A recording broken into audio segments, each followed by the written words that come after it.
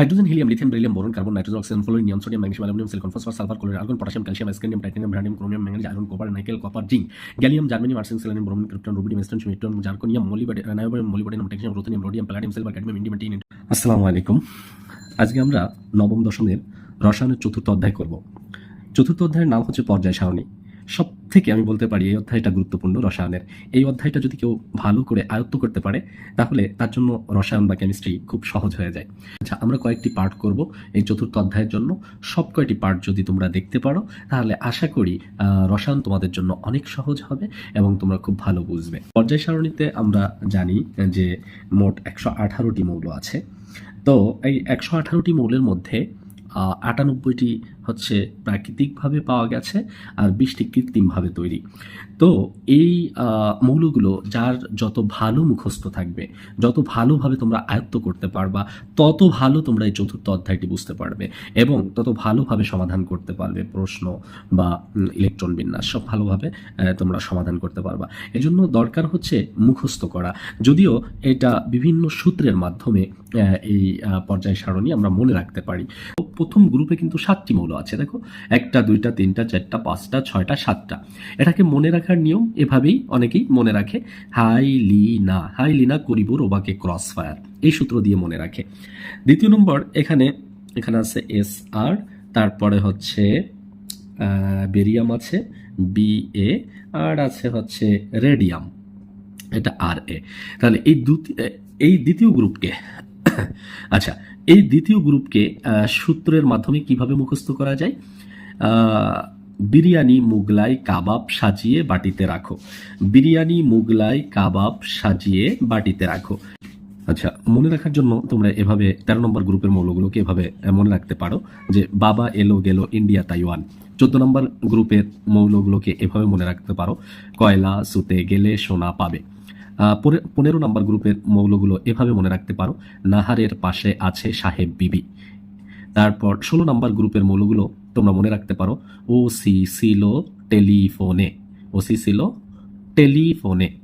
17 নম্বর গ্রুপের মৌলগুলো এভাবে মনে রাখতে পারো, ফিরে চলো বড় আইনজীবী আনতে। 18 নম্বর গ্রুপের মৌলগুলো যেভাবে মনে রাখতে পারবে, হেসে নেচে আর কখন জেরিন রাত বেওমা। এভাবে মনে রাখা যেতে পারে। নিচের দিকে দু একটা মৌল বাদ পড়তে পারে, এই মৌলগুলো লাগে না সাধারণত, তেজস্ক্রিয় মৌল। তো এভাবে কিন্তু তোমরা পর্যায় সারণীর মৌলগুলো মনে রাখতে পারো। এই সূত্রগুলো আমি বললাম। তবে সবচেয়ে ভালো হলো অন্তত 30-40টা একেবার টিএম মানে টানা মুখস্থ। টানা মুখস্থ যদি তোমরা রাখতে পারো 30-40টা মৌল, তোমাদের জন্য এই পর্যায় সারণীটি বুঝতে খুবই সহজ হবে এবং তোমরা ইলেকট্রন বিন্যাস বা বিভিন্ন সৃজনশীল সলভ করতে তোমাদের অনেক কাজে আসবে এবং তোমরা সহজেই কিন্তু বুঝতে পারবে এইটা আসলে ধাতু নাকি অধাতু নাকি উপধাতু নাকি নিষ্ক্রিয় মৌল। এগুলো যদি তোমার মুখস্থ থাকে, খুব ভালোভাবে মুখস্থ থাকে, সাথে সাথে কেউ জিজ্ঞাসা করলে যাতে সাথে সাথে বলতে পারো এটা কত নম্বর মৌল। যদি কেউ বলে হচ্ছে ফ্লোরিন কয় নম্বর মৌল, 9 নম্বর মৌল। যদি কেউ বলে আয়রন কয় নম্বর মৌল, তুমি বলতে পারো আয়রন হচ্ছে 26 নম্বর মৌল। যদি বলে কেউ 47 নম্বর মৌল কি, তুমি সাথে সাথে বলতে পারো সিলভার। তবে 118টি মৌল তো আসলে মুখস্থ রাখা এটা সহজ ব্যাপার না। তোমরা অন্তত 30-40টা মুখস্থ রাখতে পারো, এটা তোমাদের জন্য খুব ভালো হবে।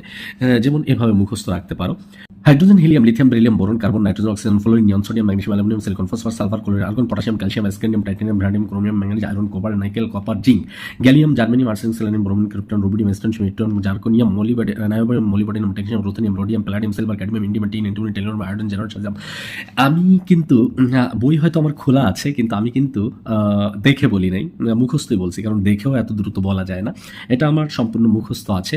তো আমি 50-60টার মতো তোমাদেরকে শোনালাম।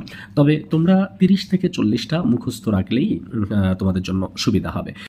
তো আধুনিক পর্যায় সারণীর জনক হলো মেন্ডেলিভ। মেন্ডেলিভের যে পর্যায় সারণী আছে সেই পর্যায় সারণী হলো 7টি পর্যায় আছে এবং 18টি গ্রুপ আছে। যেমন এটা হচ্ছে 1 নাম্বার গ্রুপ, এটা হচ্ছে 2 নাম্বার গ্রুপ, এটা 3 নাম্বার গ্রুপ, এটা 4 নাম্বার গ্রুপ, এভাবে 5 নাম্বার, 6 নাম্বার, 7 নাম্বার, 8 নাম্বার, 9, 10, 11, 12, 13, 14, 15, 16, 17, 18, এই যে 18 নাম্বার গ্রুপ পর্যন্ত কিন্তু আছে এই পর্যায় সারণীর। মেন্ডেলিভকে পর্যায় সারণীর জনক বলা হয়, যদিও এই পর্যায় সারণীতে আরও অনেক বিজ্ঞানীর বা অনেক রসায়নবিদের অবদান রয়েছে। তার মধ্যে উল্লেখযোগ্য হলো মোসলে। প্রথম যে গ্রুপটা আছে সেই গ্রুপে যারা আছে তারা হচ্ছে hydrogen, lithium, sodium, potassium, rubidium, caesium, francium. আর একেবারে শেষ গ্রুপে যারা আছে helium, neon, argon, krypton, xenon, radon, oganesson আছে। তো এই 18টি গ্রুপের প্রথম যে পর্যায়, এটা হচ্ছে প্রথম পর্যায়, এটা দ্বিতীয় পর্যায়, এটা তৃতীয় পর্যায়, তারপর চতুর্থ পর্যায় এটা, তারপর পঞ্চম পর্যায়, ষষ্ঠ পর্যায়, সপ্তম পর্যায়। আর এই নিচেই আমি আরও দুইটা সারি বা পর্যায় দিয়েছি, যদিও এটা আলাদা কোনো পর্যায় না। এখানে ল্যান্থেনাইট সারির মৌল এবং অ্যাক্টিনাইট সারির মৌল, এখানে মূল পর্যায়ে তাদেরকে অবস্থান দেওয়া যায়নি, যার কারণে তাদেরকে নিচেই দেওয়া হয়েছে। কেন নিচেই দেওয়া হয়েছে সেটা আমি পরে ব্যাখ্যা করে দিব। তো প্রথম পর্যায়ে মৌল আছে দুইটি, হাইড্রোজেন এবং হিলিয়াম।